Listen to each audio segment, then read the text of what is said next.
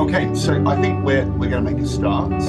We are incredibly lucky this evening to have Dr. Adam Simmons joining us for what I hope will be, or what I know will be, an absolutely fantastic talk. Harriet and I were talking just yesterday about how excited we are actually for this one. So Adam's going to talk to us on the title Nubia and Ethiopia, the two Ethiopias from 300 to 1500. And Adam Simmons is a Leverhulme Early Career Fellow at Nottingham Trent University and specialises in the textual history of the 16th century. And he's recently actually published his first book entitled Nubia, Ethiopia and the Crusading World, 1095 to 1402. And that's published by Routledge Publishing, which I'm sure you'll agree sounds, well, I'm not sure if you heard that, I'm sure you'll agree sounds a really fantastic read and one that I'm very excited to pick up a copy of. So I'm actually going to shut up at this point and hand over to Adam. Adam, do you want to share your screen and make a start? Yeah.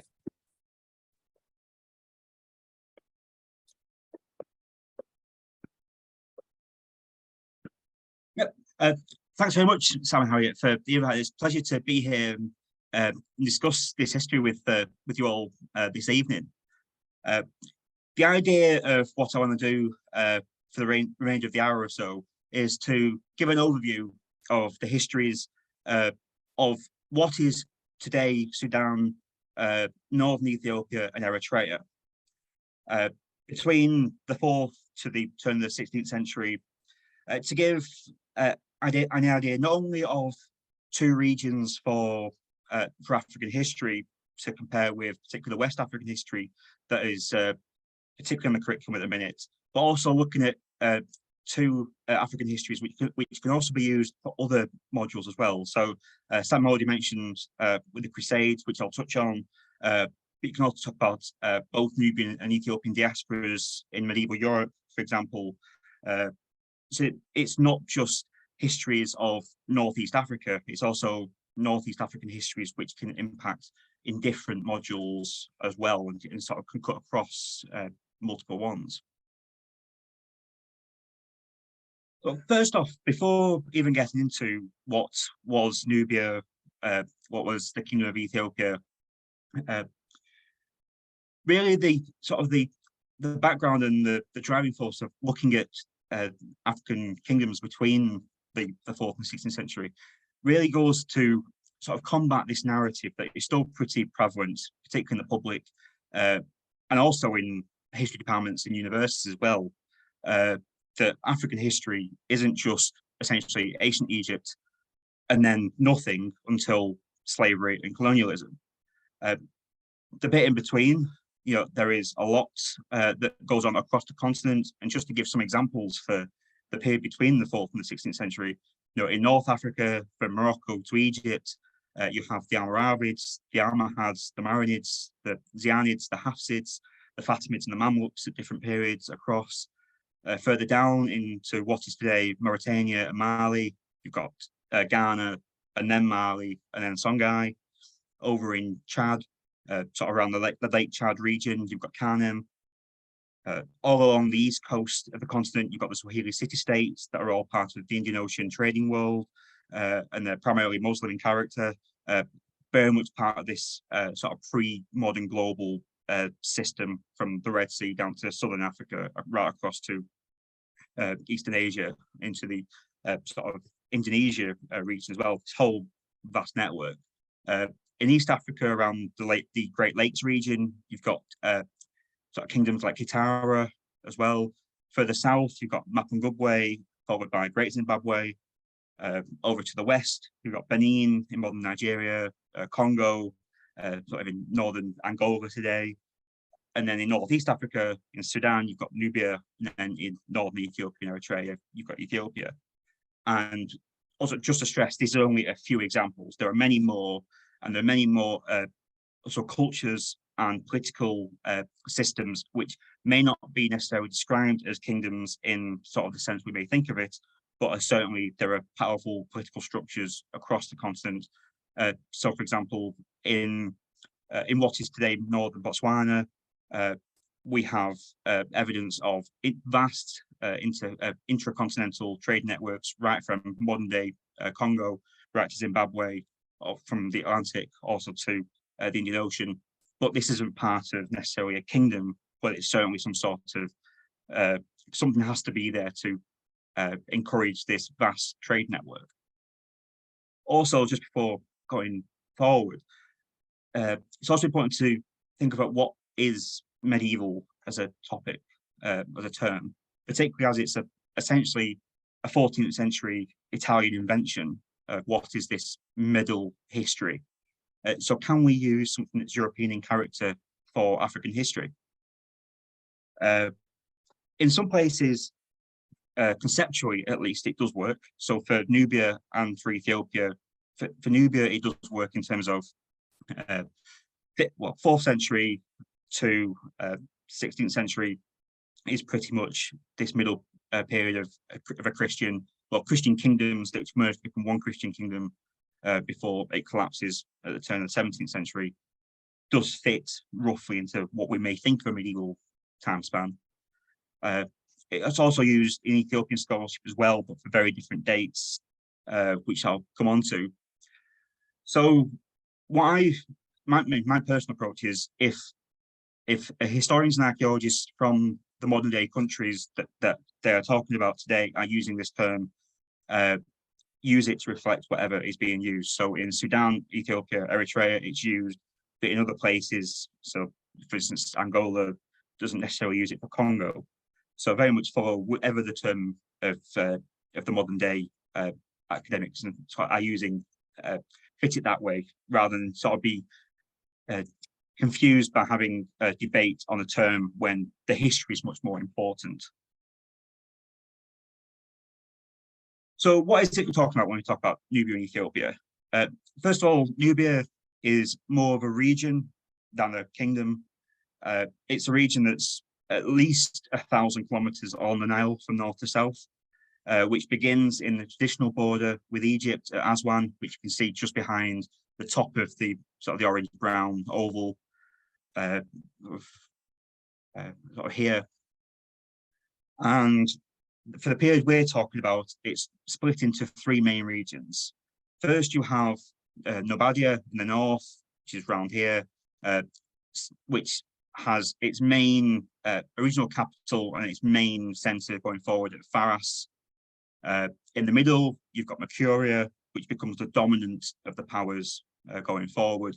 That's centred at Dongola in the centre. This also remains the main capital even after unification much later on. And then in the south, you have Alwa, which is centred at Soba, which is right next to modern Khartoum. In terms of the expanse of what this region is, it's difficult to say apart from the northern border. So for the west, we don't know how far the influence goes. There are the odd monasteries which are quite a way off from the Nile, but we don't know whether they're isolated hermitages or whether there's actually quite a lot of whether hard or soft power further west. Going east at different times, there seems to be political sort of overseeing of up to the Red Sea, but again, that seems to change through time and we're not always quite sure. So again, the eastern borders are not quite sure.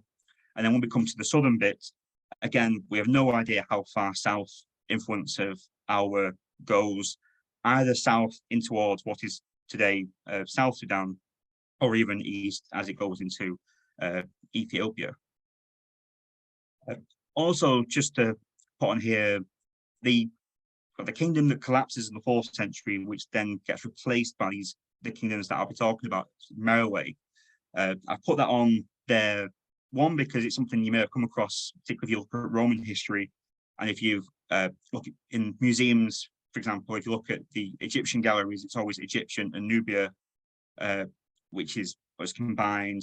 And then if you look at Roman history, the head of Augustus that was decapitated for a Meroitic expedition into Egypt in the 20s BCE, that's one of probably the most well-known artifacts at the British Museum, for example.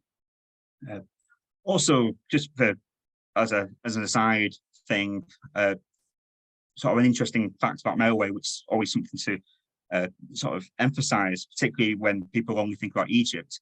There's roughly twice as many pyramids in Kush, which is the region centered in Merowe, than there are in Egypt. They're not necessarily the same size as the ones in Giza, but you don't think about pyramids in Sudan in the same way as you do Egypt. And why is that? The political structure within Nubia is ruled by an Uru, which roughly translates as king. But there's originally three, and then it eventually comes into one main one. So that's Nubia. When we look at the region of today, northern Ethiopia and Eritrea, we have, it's not as linear in the sense as Nubian history is. So at first we have Aksum, which is in the north, the first period that we're talking about. Then that's the capital by the 9th, 10th century, according to at least a couple of Arabic sources, so importantly not internal sources. They say the capital moves to a place called Kubar.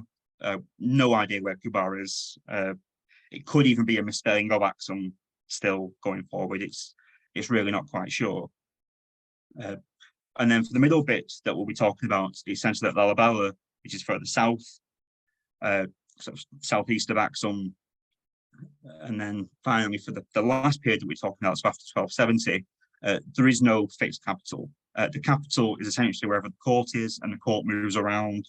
So while there are still important centres, there's not a traditional capital as we may think of. So it sort of loses sort of a centre in that sense, at least until the 17th century. The rulers of Aksum and then into the kings of Bikawena and into Ethiopia later on, they're all ruled by a ruler that is called the Negus, which again roughly translates as king, or they can also be called the Negus and the Gast, which then roughly get translated as king of kings. Well, this is the two regions that we're talking about tonight. But as a rough outline of Nubian history, first of all, to give a context of the bit that we're talking about in the wider history of Sudan. The first sort of civilization that we're aware of archaeologically is called Kerma, which is roughly between the middle of the 3rd and the middle of the 2nd millennium BCE, until it gets conquered by Egypt.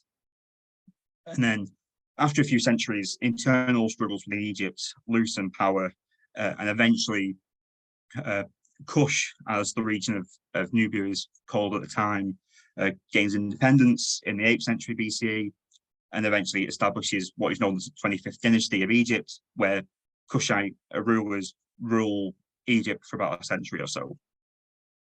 Originally, this Kushite kingdom is based in Napata. Before the turn of the 6th century BCE, it moves to Merowe, and that's where it stays until the 4th century CE. It collapses for reasons that we're not quite sure about, whether it's this Naxamite invasion in the 4th century, this plague, it probably failed now, floods and famine, there may be internal strife. It sort of just is there one moment and then not there the next. At least there's a nicely clear linear progression of what Merowe either becomes or changes into. From the 5th century, you then get 3 emergent kingdoms that come out of this, Nubia, Makuri, and Alwa. There is evidence to suggest that at least Meroitic terms and some words are adopted into Old Nubian to suggest there's some sort of continuation. But people from Nubia, Makuri, and Alwa, they come from further east, sort of eastern Sudan, and come to the Nile. So they are not necessarily, as far as we know, direct descendants from Merowe in that sense. When you get to the 11th century, certainly by 1100, you have the unification of Mercuria and Alwa, probably through marriage, to create one unified kingdom. Because by the early 8th century Curia, for unknown reasons, annexes Nubadia. So Nubadia is a rather short-lived independent kingdom. So when you get to Tatawo, Mercuria and Aura combine, which then leaves Dongola and Soba as two capitals, at least for a century or so, before Soba, as far as the archaeological record suggests, seems to go into decline, and then the main centre is at Dongola. Tatawo seems to exist in some form until the early 17th century, although the later period of Tatawo is very much shrouded in mystery, and there's no internal evidence apart from archaeology to go off. In the 16th and 17th century, you have essentially a pincer movement surrounding Tatawo, where you have the Funj who come from further into Sudan, up the Nile, and they start conquering the bottom parts of Nubia. So they conquer Soba in 1504, and eventually Dongola in 1615 to 20, give or take. From the north, coming from Egypt, you have the Ottomans, who stopped sort of midway down between Egypt and Dongola, until eventually the Ottomans conquer the entirety of Sudan in 1821. After a few decades, from 1885 then to 1899, you have what is called Mahdi Sudan, which then leads to Anglo-Egyptian colonial Sudan, and then 1956 you have Sudanese independence. Over in Ethiopia and Eritrea, the picture is not quite as linear from the evidence we have. So the first civilization that we're aware of, if it is indeed the same place, may be what is known as Punt, according to the ancient Egyptians. There's no internal evidence for this at all. It's something that appears from the middle of the third millennium BCE onwards. So it may be essentially modern Northern Ethiopia and Eritrea today, but we're not absolutely certain. And then what does start then happening in the archaeological record, we have this then place that's probably pronounced Dalmat, but there's no vowels in the inscriptions we have, so it's not quite sure, but it's probably Dalmat. From the 10th century to the 5th century BCE. And then we have a few centuries of, well, not quite sure whether Dalmat actually continues, whether there's fragmentation within the political system, so multiple kingdoms arise until they all eventually get subsumed into Aksum. It's not quite clear. But certainly by the 1st century BCE to then the 8th century CE, we have Aksum. From basically the 9th, 10th century, again, we have this, what is commonly called the post-Aksumite period, but it may still have been Aksum. It may have been something completely different. It may have been Aksumite rulers, but in a different sort of political centre. It's not quite clear whether this is actually a post-Aksumite period or whether it's still the Aksumite period, but just very different. It's unclear. And then the next period we have from the mid-10th century to 1270, they are ruled by rulers that are later known as the Zagwe rulers.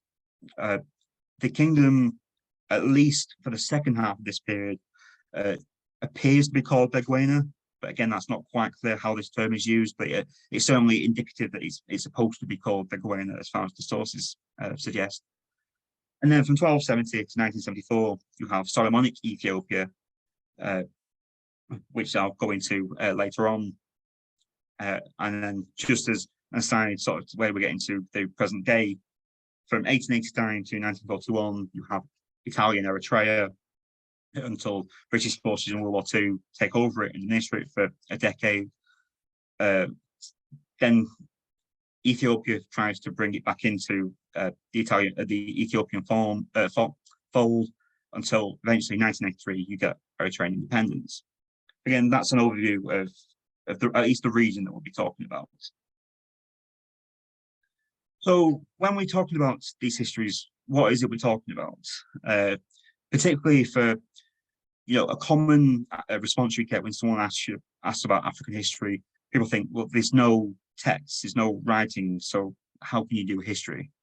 I mean, not only is that assumption in general very wrong, but particularly for Nubia and Ethiopia, that is far from the case.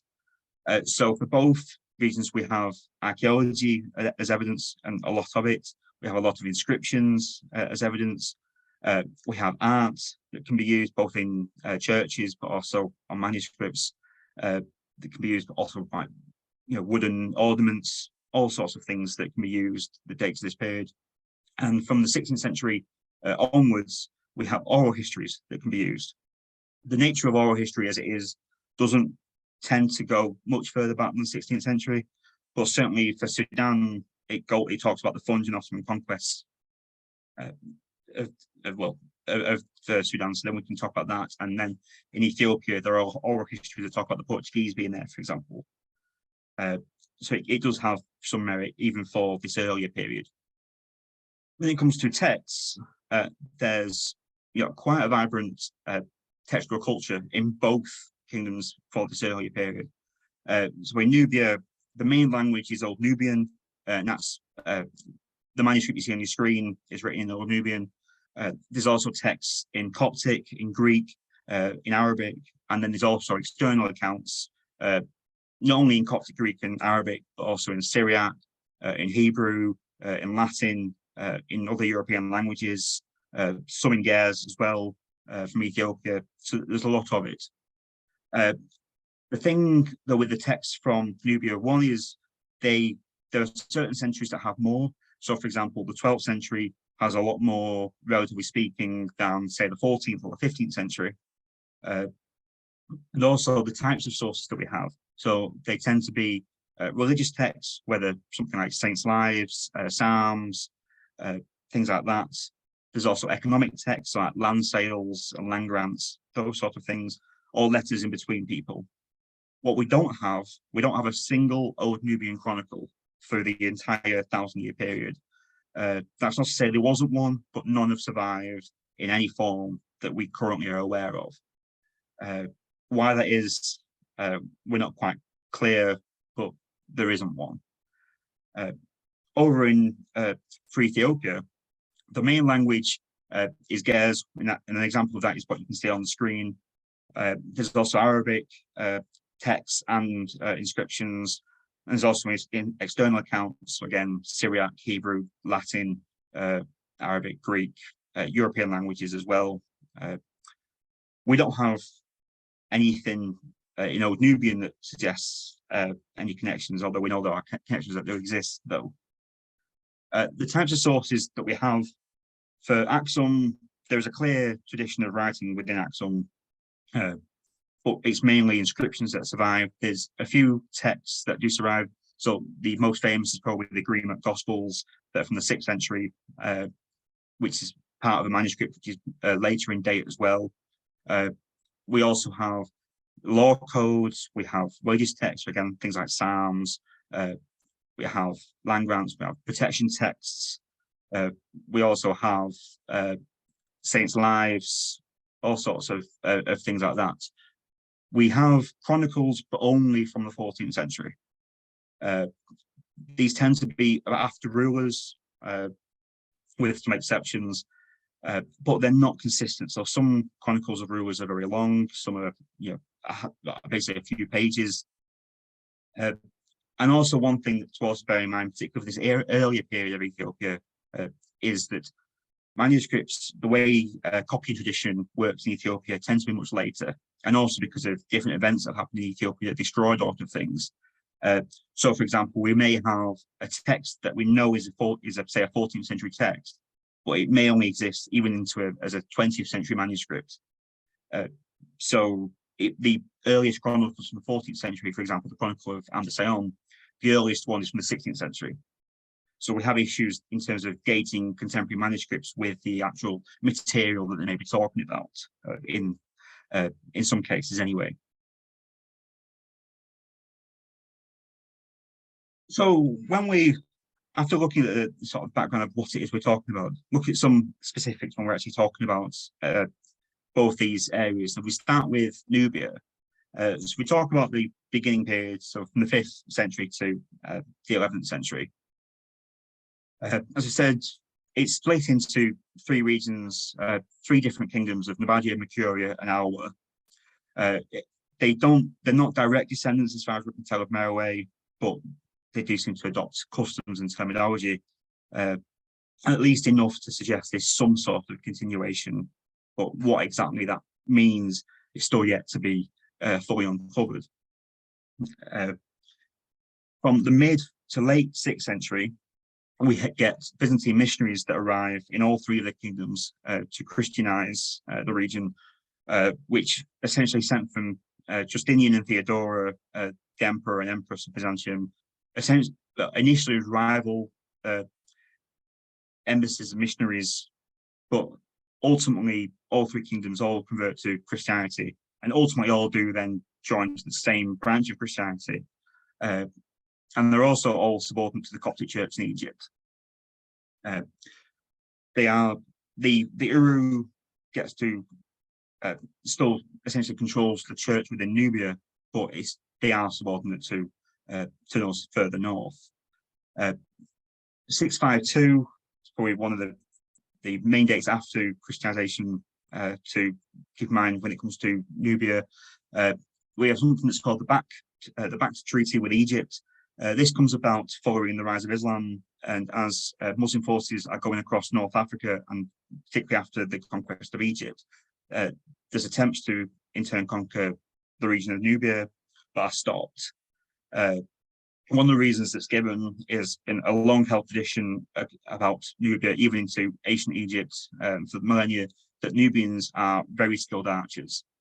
So they're often called things like pupil smiters because they can shoot, people's eyes from a distance without, too much effort. But essentially, they halt the Muslim forces and lead to this treaty, which gives them. It's meant to be an annual treaty, but evidence for that is inconsistent, and mainly from the Egyptian side of things. So it's not quite clear how often it gets delivered, but certainly we know later on the fact that it's not delivered does cause some issues. So it does still seem to be an important thing throughout the history, throughout the Christian history until the 16th, 17th century. This also places Nubia in sort of a weird opposition within Islamic history as well. So it's not considered part of the lands of Islam, but it's also not considered parts of the lands not of Islam. It has this sort of in-between status. They sort of valued enemies and sort of respected enemies, but without having to needed to be conquered in the same way that North Africa is. And this uneasy relationship, particularly with Egypt, is something that characterizes Nubian-Egyptian relations for the next 1,000 years, essentially. From the early 8th century, for reasons that are unknown why, Mercuria annexes Nabatea. So then we're left with just Mercuria and Alwa. This period, it's not quite clear why things happen the way they do, but there doesn't seem to be an upheaval, for example, a lot of conflict. So it might be through marriage, it might be or a relatively peaceful takeover. It's not quite clear. And then other things to think about for Nubian history this early is there's no coins that we're aware of, but the exchange system and the economic system seems to relate to Egypt in terms of weights and measures, things like that. So when land is sold, sometimes, particularly in the north, it's related to sometimes coins, but particularly weights and measures from Egypt. So there is essentially a sense of currency, but just not in the form of coins as we would necessarily maybe think of it in that way. Traditionally, the Uru is the traditional protector of Eastern Christians. So all Eastern Christians look to the Nubian ruler to essentially aid them if there's an issue, particularly if they say something happening in particularly Northeast Africa. So if something needs to be, if needs help from the Coptic Patriarch, initially at Alexandria, but then into Cairo, then it's the Nubian ruler whose role it is to put pressure on Egypt to help or stop persecution of Christians, whatever it may be. They are the ones who everyone thinks is the one who should be protecting Eastern Christians within the much wider region. Another thing to also say for this early period is we have an incomplete list of rulers. To date, they're all male, but we don't know all of them. We don't know necessarily dates for beginnings and ends of reigns. For example, there's still a lot of lacunas throughout. Then as we move into the Tower, so from 1100 onwards, it's a strong regional power, and that is clear. There's continual tensions with Egypt. From 1172 to 3, there's a period that's sometimes called, particularly in older scholarship, the beginning of the end, because this sort of marks the end, the beginning of what is perceived as a continual conflict with Egypt, which ultimately leads to the eventual collapse of the kingdom. Although it's very prolonged, it still takes best part of 5 centuries. In the 1270s to the 1320s, we have a period of Egyptian Mamluk interfering with Nubian politics, where we have rulers who are going back and forth. They all are essentially Nubian rulers, but some are pro and some are anti-Mamluk. So we get this back and forth politics until things essentially steady down in the 1320s. And sort of to epitomise all of this, in 1317, the throne hall, which you see on the screen, that gets converted into a mosque. Although even though Christian power, or anti-Mamluk Christian power, is regains control of Nubia quite soon after, it doesn't seem to be reconverted. It still seems to stay a mosque going forward, and it really epitomises sort of the multicultural landscape of Nubia. Even though it was before, it's more portrayed in the surviving building and the archaeology going forward. Between 1300 and the 1320s, we have a Nubian embassy to Castile, which then moves on to the papacy in Avignon, seemingly to gain help because of all this interruption going back and forth between pro and anti-Mamluk rulers, because also the Latin Europeans, because of the Crusades, also would have a vested interest in helping Nubia in this situation. And going forward into 1365, we have the destruction of Dongola, although that is how it's been interpreted in sources, but the archaeology doesn't say that at all. It continues, and there's actually very little evidence to suggest that there's any sort of destruction of the capital as we would think of it. But then as we get into the 15th century, it's a very unclear picture. We have basically next to nothing when it comes to internal documents, although there's a few things. The last old Nubian texts date to the 1480s, but if we compare it with the border with Egypt, there'd be a lot of plague in particularly Upper Nubia. There'd be a lot of failed floods, whether too high or too low of the Nile. And just to give sort of a figure, between 1350 and 1500, on average, there's a failed flood of some form, which would probably lead to famine 1 every 5 years. So it's something that's, it's probably not the easiest place to rule over and live in for this later period. In 1504, you have the French conquest of Soba, as Totowa starts to begin to shrink. Again, we have an incomplete list of rulers, although it's better for this later period than it is for the earlier period. Up until very recently, they were all male, but there is who is described as a queen in a Portuguese text to rule about 1520.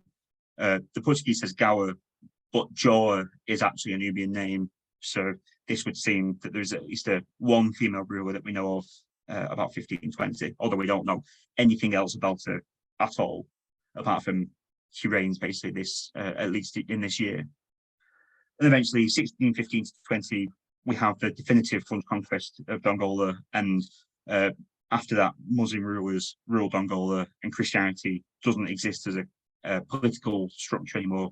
There's more sort of pockets of cultural areas rather than a centered political state.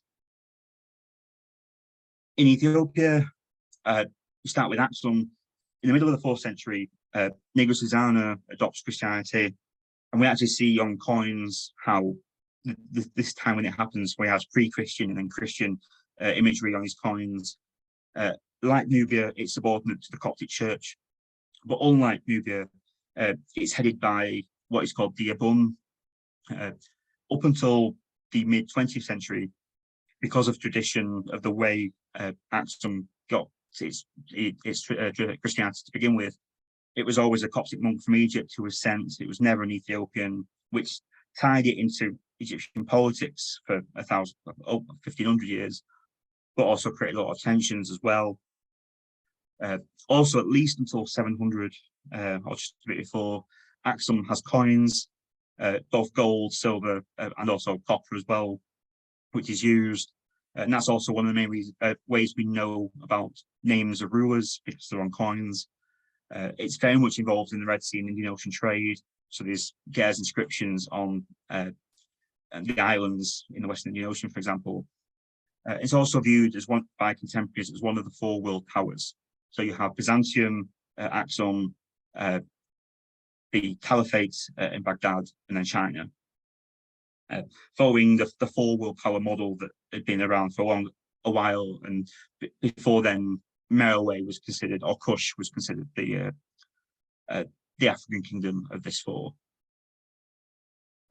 Going forward, you have Christianity, you have churches, gospels. All these things are very much vibrant within this earlier period.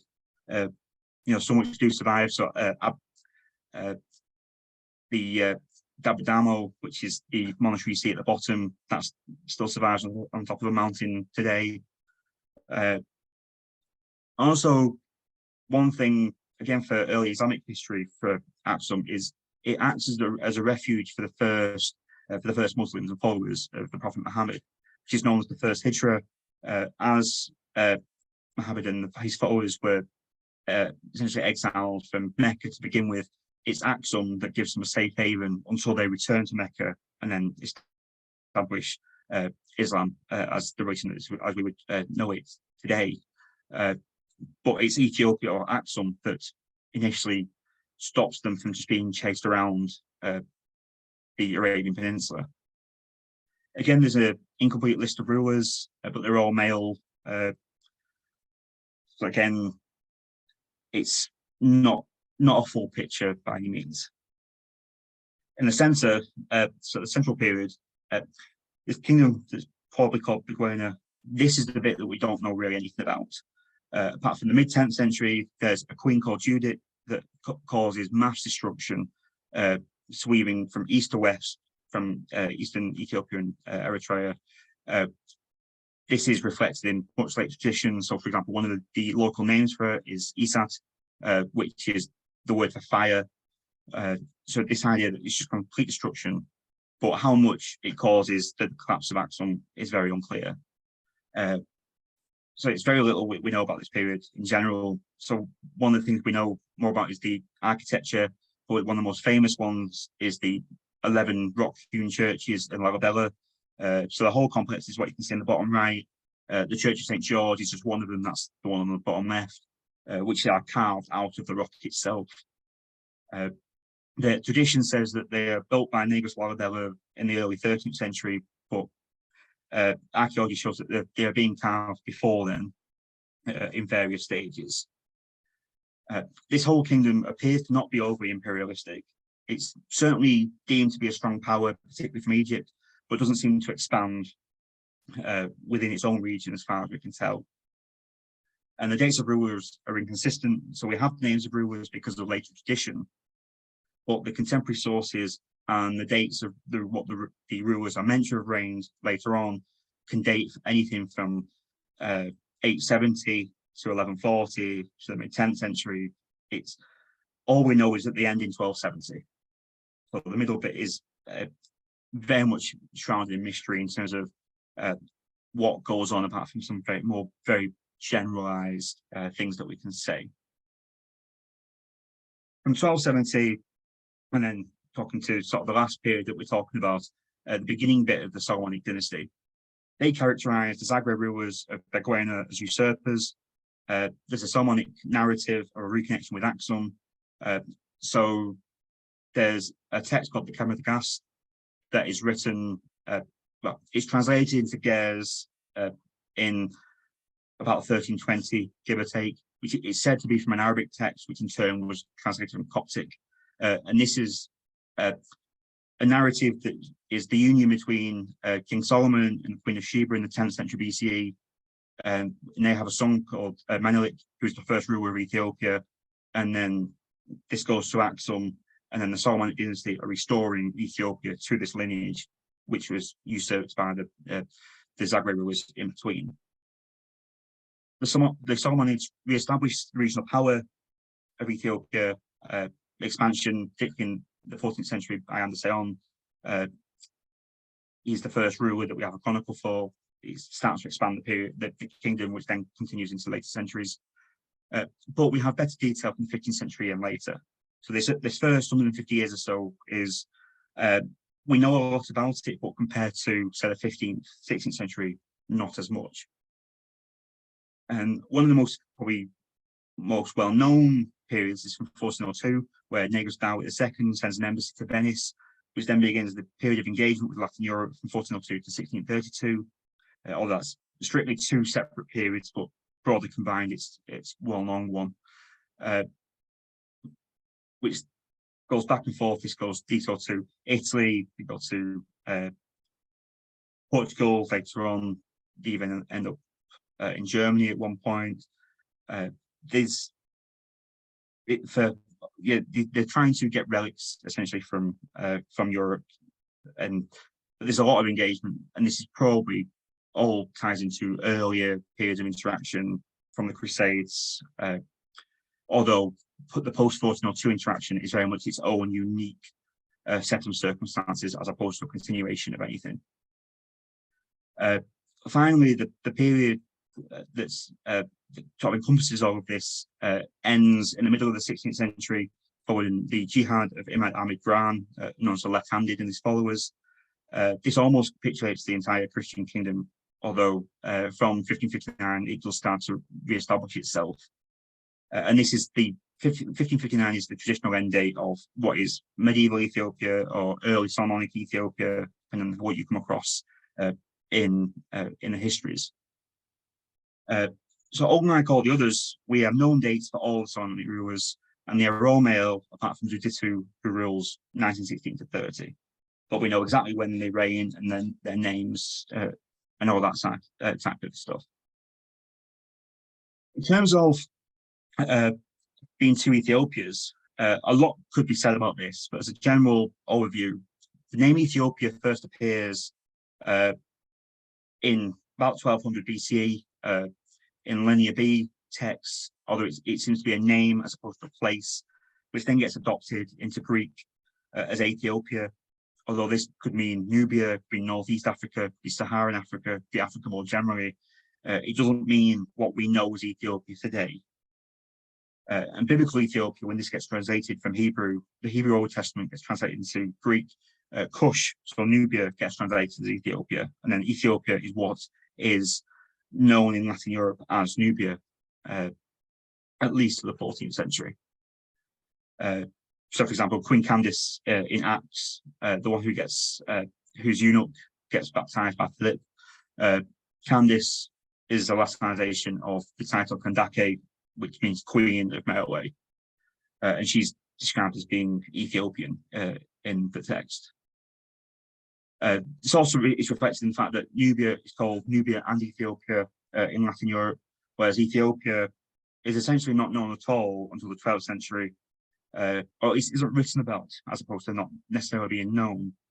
And that's when it gets the name Abyssinia from Latin Europeans to distinguish it from Nubian Ethiopia. And this changes in the 14th century when the Kabbalah-Gast, when it's written, because one of the bits in the Kabbalah-Gast says that this land will always be that of the rulers of Ethiopia forever. So this is when you see the word Ethiopia actually become adopted as the name of the kingdom going forward, and what is ultimately the country today. So after overviews of both regions, what are some of the histories that we can talk about in terms of feeding it into other histories? One of them, diasporas, is something that can show up in anything that's sort of pre-16th century. These can be pilgrims, traders, diplomats, and also those who are enslaved as well. One issue that we do have is we also can expand this much further than just looking for people who are called Nubians or Ethiopians. So particularly in European sources where people might just be described as being black. So you might have a black community somewhere, for example, it's not quite clear who where they may be from, but if they're in a church environment, for example, like in Jerusalem, there's a good chance that they are probably Nubians or Ethiopians, because they're the main Christian powers in the region from Northeast Africa. So you can sort of deduce that way, but unless they are called specific, and even then, there may still be confusion. So the diasporas, the official diasporas are relatively small, but when we expand it, there's actually many more that we could add to this. And just thinking of regions that they are in, they could be in Arabia or Yemen. So probably most famously, the Najahid dynasty is a formerly enslaved Ethiopian dynasty that rise to power and rule in the 11th and 12th centuries. In Central Asia, we have both Nubians and Ethiopians in places like Baghdad. For example, in India, particularly Ethiopian diasporas are there. Probably the most famous one is Malik Ambar, who is a former slave from Harar, who is one of the Muslim cities in northeast of the Christian kingdom. He rules. He gets sold into to India, but he rises up to become the ruler of a sultanate in Western India in the early 17th century. There's also diasporas in East Africa and the Swahili city-states. They're in the Holy Lands, in Jerusalem, Bethlehem, Nazareth, but also elsewhere as well. Throughout Egypt, particularly in Cairo and Alexandria, but also elsewhere. Sinai, for example. There's monasteries also that Nubians and Ethiopians are in, both in the Holy Land, but also across Egypt as well. They're in Byzantium, they're in Italy, not just from 1402 onwards, which is particularly what they're most known for, particularly Ethiopians. So, for example, the Church of Santa Stefano, which is behind the Vatican, which you see on the screen, is given to the Ethiopian monks who are resident in Rome from the late 15th century. And they stay there then going forward. That's not to say that they're not there before the 15th century. It's just evidence is more limited because people don't write about these things, as opposed, they ignore them as opposed to document them. There's also diasporas in France, in Germany, in northern Spain, so in Santiago de Compostela. Both Nubians and Ethiopians go on pilgrimage there. And they're also in Cyprus, particularly at Famagusta. The case of Famagusta is particularly interesting because it leads into another topic. There's a painting in a church in Famagusta which depicts a black woman who appears to be the donor of that particular church, certainly someone very wealthy, and does appear to have, if it's not redecorated or even built in her name, she's definitely an important sponsor of it, but we don't know anything about this because it's just a painting. But she's depicted in a way with in a white dress, so she could either be Nubian or Ethiopian because white garments are traditional clothing for both Nubians and Ethiopians. So it's not quite clear who she would be. But beyond that, what can we actually say about women in both Nubia and Ethiopia? It's a very mixed picture. So in Nubia, we don't know basically anything about sort of the common women, if you like. We only know about elite women. But we know that elite women owned, sold and bought land, looked after economic affairs, all the sort of important economic and political aspects of elite life, at least, they're very much in charge of. It's also a kingdom that's run by matrilineal power, where there seems to be a preference for the son of the sister of the previous Uru to rule instead of the son of the current Uru. That doesn't always seem to be the case, but certainly there's an importance there. And there's also the importance of the Queen Mother more generally. So we see in a lot of documents when we have the ruler of Dutawa or whatever it may be will be named, they'll always be followed by such and such is also the Queen Mother. There's even in the 14th century, in Aguirre's text, there's a comment about the Queen Mother washing the feet of pilgrims going to Jerusalem through Nubia. So they seem to hold an important function as well that we're not entirely clear about, but they certainly do have an important function. In Ethiopia, there's influential royal women we know a lot more about. There's also multiple queens at any one time, particularly after 1270. One of the most famous ones is Eleni in the 15th century. She gets brought to Ethiopia essentially as a form of conquest. Zara Yaqub in the 1440s starts an expedition against the Hadia. Eleni is from this group, and she's brought back to then marry Zara Yaqub as sort of both a conquest, but also as some sort of formal peace between the two. As far as we're aware, she doesn't have any children, but from the 1440s until her death in 1522, she is the adoptive queen mother of her adoptive son, her adoptive grandson, and her adoptive great-grandson.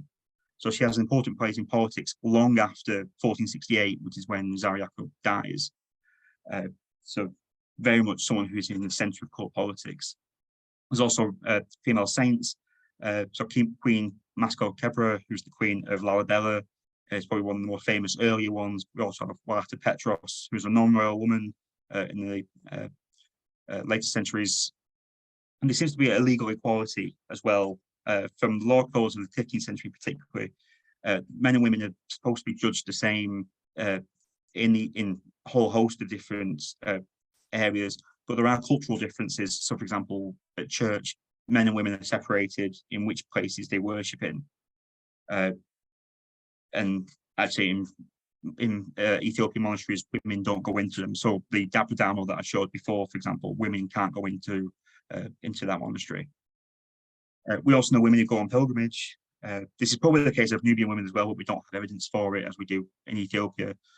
But we also have an issue that we have to rely on post-15th century material a lot. So how much does that actually reflect earlier periods? So we can talk often about Solomonic women, but how much does that reflect women of Beguena, women of Axum, for example, is another question. Look at the Crusades as another example. Three sort of topics to fit in. That there's a Nubian so-called king arrives at Constantinople in 1203 during the Fourth Crusade that only one European source writes about. No Byzantine source writes about it, and no other one does. It turns out that this king, in all likelihood, isn't the ruling king, but he's someone who's been ousted. There seems to be a former Uru called Moses Georgios. He is said to want to go to Byzantium. He also wants to go to Rome, Santiago, Compostela, and then die in Jerusalem if he makes it that far. So he seems to be basically a grand tour of Europe. We don't know what happens to him after this. We just know that he is in Constantinople in 1203. And this all reflects wider, both direct but indirect relations between particularly Nubia and the Crusades. Not that Nubians were ever crusaders in sort of that sense, but certainly within the wider geopolitical framework they are there, leading to things like the Nubian embassy to Castile and the papacy in 1300s to 20s, seems to reflect this close coordination, particularly in the 13th century. And this all ultimately leads to 1402 onwards, where, at least the way that I view it, seems to be, even though it's its own separate thing, it's loosely based on a misunderstanding by all involved of Nubian Latin Christian relations, which then the new Ethiopia, which replaces the old Ethiopia, sort of extends this form of interaction into the 15th century. And these are just three books to show you. So not only mine, but also one by Verena Krebs and also Matteo Salvadori, to look at 1402 to the middle of the 16th century to create a linear progression of not only Nubian Ethiopia directly with the Crusades, but also with Latin Europe after the Crusades in a much more broader framework. Now, just lastly, something to touch on, we shouldn't really forget the issue of destruction of history, particularly when we are talking about both Nubia and Ethiopia. The first thing to touch on is the narrative history and whose history. So you may have noticed that, obviously, I've been talking about the Christian histories of Nubia and Ethiopia, but what about non-Christian histories, which often don't get the same, at least for the earlier period, the same focus as the Christian ones do because of the nature of the sources? Some authors here to highlight, Yusuf Adel Hassan wrote about the Arabs in the Sudan, you have Mohammed Eshan, who has written about the Oromo in Ethiopia. Emily Shekron has written about Muslims in Ethiopia. Stephen Kaplan, Sophia Degmuller, and Bach Ribos have all written about the Jews of Ethiopia, who are called the Beta Israel. And these are all books that focus on particularly the later period of what we're talking, so up until the 16th and then into the 17th century. So it's just the idea that it's not just a Christian history to this, even though as time allowances, that's the focus that tonight's been focused on. Also, I think of actual destruction of histories. Probably the most famous example is in the 1960s and the UNESCO mission. There's a recent book about from William Crothers about this as well. And essentially, when Lake Nasser was being built in Egypt, it was to flood a whole, it's what is the big lake of the Nile that you see on a modern map today. And this would flood the whole region of particularly northern Nubia. And this one thing to focus on here is the comparison between Abu Simbel and Pharos. So Abu Simbel is probably one of the most famous ancient Egyptian temples. This was going to be flooded by the lake, and it was physically moved and rebuilt up on the hill. So it's still there today that you can go and visit. Pharos, despite it being, a regional capital of Nubia, is now underwater. It's submerged within the lake. And the only reason that we have most of the things that have been saved from it was due to a Polish team of archaeologists in the 60s that have now moved everything that they excavated, barring one or two things that are elsewhere, and now at Warsaw, where they have the Pharos Gallery in the museum there. So again, this whole northern region of Nubia has just been completely devastated from this lake. So what have we lost? In Ethiopia and Eritrea, the conflict not only between the two countries since independence and before then, but also you have the recent war in northeast Ethiopia and Tigray. The long-term effects of not only the effects on the people, but also on the history are not yet to be known of what has actually been, what is going to be the damage caused. We also have environmental changes, not necessarily so much for Ethiopia, but in terms of Nubia. If you think back to the image of the throne hall, Dongola today is mostly a desert. You think, well, for one of the major centres, it's unlikely that it's going to be so desertified way back when. Is it through a lack of irrigation of the Nile over the last few centuries that has made this happen? In which case, what was it like, 1,000 years ago? Does today's Dongola actually reflect what it may have been like, in its prime? And finally, the question of museum artifact repatriation. Without going into that too much, because it's a huge topic, but something to talk about, if it is something that you would discuss with students, for example, is the theoretical question of if something from Axum was found in modern Eritrea and was looted into, say, a European museum and then was to be repatriated, would it go back as an Axumite object? Would it go back to Eritrea or Ethiopia, where Axum is? Who would actually get to decide that? So when you talk about museum repatriation, it should work with local museums and community engagement within the regions that they're focused on, to actually see what is the best for where these objects should go, particularly in cases of sensitivity when modern borders, murky the water of what, older histories, when older histories didn't have these borders to contend with in the same way. And finally, just to wrap up, some books here to highlight for more general histories of both Nubia and Ethiopia. Also to highlight the medievalnubia.info website. It does need some updating, but it's still got some good resources for good starting places for bits of Nubian history.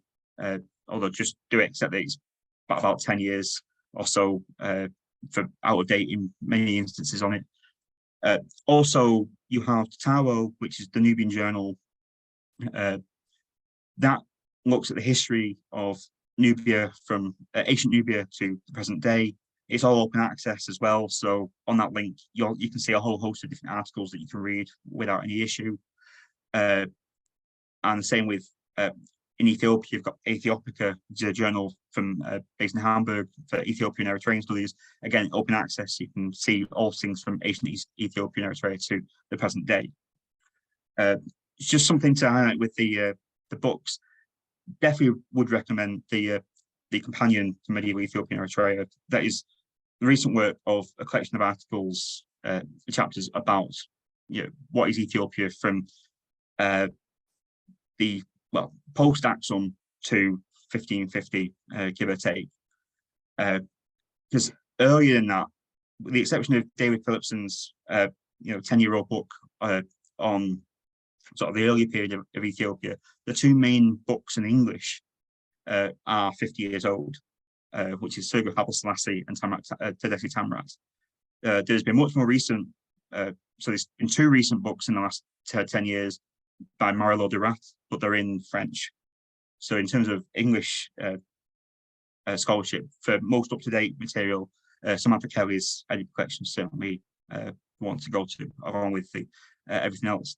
So that is me. I hope that that's been introduced you to two regions that can be put into other regions of the curriculum, not only within the African Kingdoms module, but also the Crusades and medieval Europe and whatever else you may wish to do with it. Thanks a lot. Thanks so much, Adam. That was fantastic. Can you hear me okay, just to confirm? Yeah. Brilliant. Yeah. I for one thoroughly enjoyed that. So thank you so much for your time this evening. And also, as somebody who teaches Crusades at A level or will be again from next year, there's some really interesting insights there that I wasn't aware of at all. I mean, how fascinating that they're in Constantinople in 1203, 1204, with everything that went on there, which we won't speak about today, high altars, etc. Hopefully there'll be some questions coming in on the Q&A in a second. So if you are still with us, just a reminder, if you do have any questions, put those in on the Q&A. But if you'll indulge me, I've got some questions as well, Adam, if that's okay. Yeah. So lots of history teachers recently have attempted to sort of address the myths of the Dark Continent, which are obviously being bereft of history, which are kind of touted by obviously Hegel, but also those who kind of follow him, even into kind of alarmingly recently into the late 19th, early 20th century, or really into the middle of the 20th century. And lots of, or the kind of typical example that teachers are using, I'm sure won't come as a surprise to you.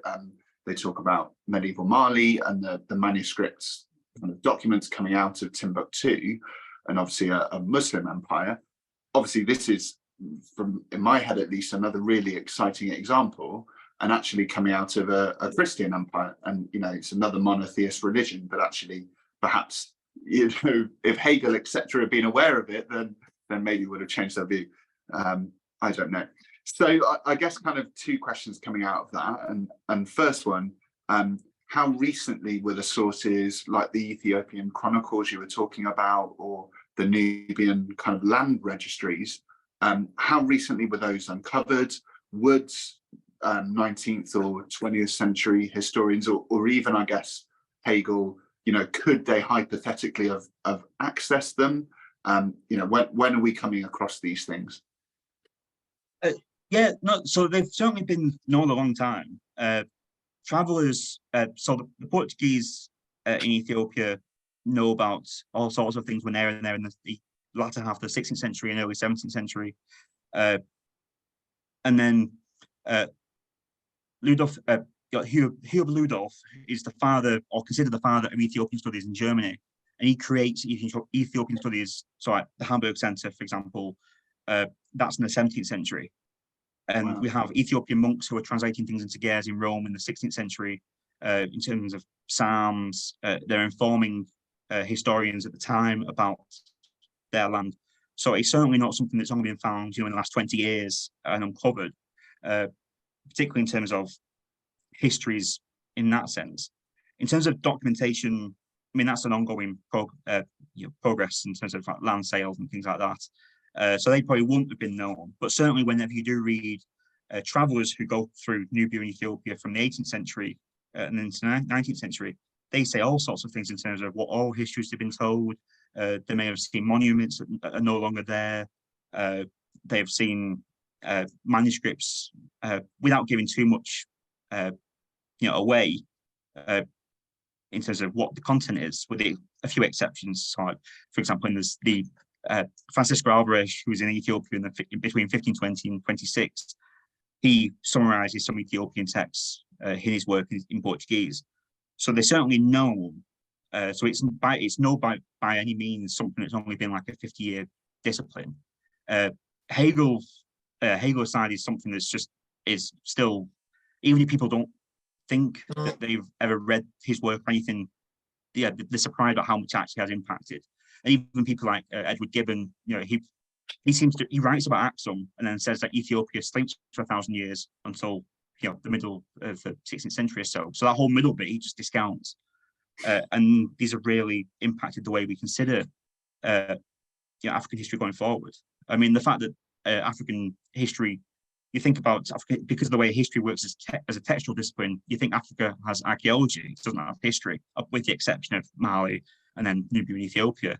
And the fact that pre-15th century African history, there is no one who teaches it at universities in the UK, for example, let alone working at the curriculum, through Key Stage 2 to 4 and A-level. So these things are there, and they have been there for a long time. It's just, and the other thing as well that's an issue is how many languages are involved. So as I highlighted there with Tedesi Tamrat and Serbu Haile Selassie, their two main texts are from 50 years ago. So accessibility wise, if you wanted to do a course on Ethiopia, for example, you couldn't. I mean, you can still buy them, but they may not be the easiest things in the world to get. Whereas you're not going to teach any students with the recent stuff in French. So, but yeah, to sort of go back to your question, there's a whole host of things that have been known for the whole range of different people for centuries. So it's not a case of things just suddenly appearing, with the exception of Nubia to some extent, because so much of that keeps getting found through excavations, and because when the travellers do go to Nubia, the ones that get there during the Christian period only leave their mark and inscriptions and don't really say much, whereas the ones that go travelling later on, it's when it's a Muslim area, so they hear about the Christian kingdom, they see churches and things like that, but they're not there at the same time, so they wouldn't necessarily comment on it in the same way. Yeah, it's interesting, isn't it? And there's an obvious question arising that, and I will go to the Q&A in a second because there's been some questions coming in, which is great. But I guess the obvious question arising from that, from me, which is kind of, can we access? How accessible are those sources for us as history teachers, as historians? Can we access the oral histories? Can we access the kind of archival material? Is it catalogued anywhere? And how accessible might they be for teachers if they wanted to say you use those in a classroom as, hey, look, this is actually a literary text which has come out of a Christian state in Africa? So for Nubia, it's much more easier. So on that medieval Nubia website, for example, on there is a book from 1975, which is a translation of many Arabic texts that was known from external observers. So all 500 pages or so are on there. So it's got, I think, 30 or maybe 40 different authors on that. So that's online. You can see that. And inscriptions, there's the main inscription database of Nubian studies is online, but it needs more content on it in terms of seeing images of them and translations and things like that. So it is there, and there are translations of the texts which started over 100 years ago and continue to be done today, and they can be found on things like Internet Archive, and more recent stuff is published in open access because it's a push, particularly in Nubian studies, to make sure that, but if nothing else, people in Sudan can actually access these materials as opposed to just having them hoarded in libraries, in say in the UK or in America. So there is a big push that many things are accessible, although there isn't really sort of a database, or like a published work of all these images or inscriptions that is easily accessible. But hopefully, going forward, there will be things that you can get short of going on a museum website and finding what you can find through their catalogue. Ethiopia is a bit different. In some ways there's less, but also in some ways there's more. So the inscriptions from Axum, they've all been published that were basically known, but they were published in French. So again, they were translated. They were transliterated from the Guers in one volume and then translated into French in another one. So again, there's material, but it's not in English, so it's not really accessible in that sense. But again, hopefully going forward, because again, there's also a push in Ethiopian studies to make things accessible and things like this, that there will be a collection. The only problem is collections of sources, at least as far as the UK is concerned, it's not something that's necessarily valued in universities because of the way the system works. So you would have to rely on academics in other countries to do this, and then do it in English and then make it accessible. So it's not through lack of material. It needs a lot of coordinating. Yeah, it's the desire to do it, isn't it? There's been some questions coming in on the chat. Harriet, I think you mentioned earlier your camera isn't working. So did you want me to go through the Q&A? Our other questions, so there's quite a few in this one, so I think I might just pick one from this. So does the Cushitic language family has anything to do with the kingdom of Kush? Can Kush, Nubia be used interchangeably? Yeah, so thanks. So for the first one, Ethiopia is never mentioned in the inscriptions of Izana. They will either talk about Habashat, which is the main kingdom, or the people of northern Ethiopia and Eritrea, or it'll mention Axum directly. It won't say Ethiopia only appears in Ge'ez as far as any evidence that we have in basically with the Kebedegast, so from the early 14th century onwards. They will use even things like they'll call themselves the Sab or people of the Agazi, which is a free. So they seem to use a whole host of different words, but they don't use Ethiopia. And for so as far as I'm aware, the Cushitic, I'm not necessarily exactly 100% sure on what the relationship between Cushitic language in terms of how that comes about as an idea, and it's how it comes to do with Kush itself. So that one is not me, as I'm not the linguist to show exactly where that all comes from. But certainly in terms of Kush, Kush with a K, Kush with a C is more of a misspelling or the way you transcribe other languages. So certainly Kush with a K and Kush with a C should be the same thing. And Kush in Nubia, it's strictly speaking, no, but also that's what everyone does.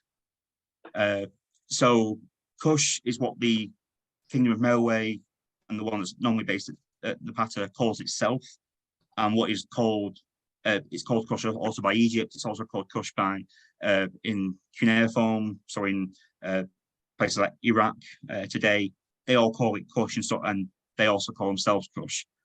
They don't call themselves Nubians, and actually, from what we can tell, even the Christian Nubians later on don't call themselves Nubians. We aren't actually 100% sure what they do call themselves. So Nubia is essentially a term that comes out of Europe to describe this area which is stuck. So while Kush and Nubia is often considered the same thing, so you'll see if people talk about ancient Nubia, they are talking about Kush, and it will be interchangeably. Strictly speaking, they don't exist at the same time, but conceptually they do. So it's kind of a weird, long-winded answer of saying yes, but no. That makes sense. Harry, I don't know if you've just seen that question coming on the Q&A. Sorry, Yeah. a bit of housekeeping. Gonna try and see if I can send it. Well, yeah, I mean, I'm wondering if, Adam, if you don't mind sending us what you just shared on the chat to the Be Bold History email. And then what we can do is we'll just send an email around to the Eventbrite list of people who signed in or signed up to get a ticket on Eventbrite. And then we'll just email you a list of people via that. Yeah, that's fine. Yeah. And then everyone then should be able to get it. So it should be fine. Yeah, and I can attach the PowerPoint as well. So perfect. Yeah, feel free to share. Brilliant, even better.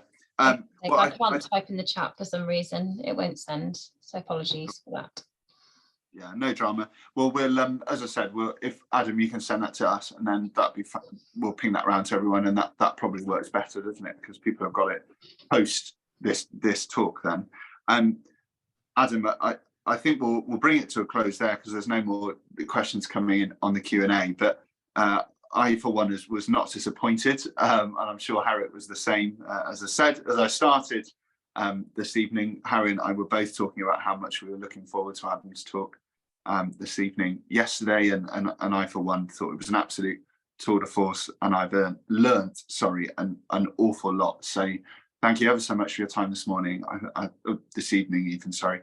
That was really valuable and really useful for us.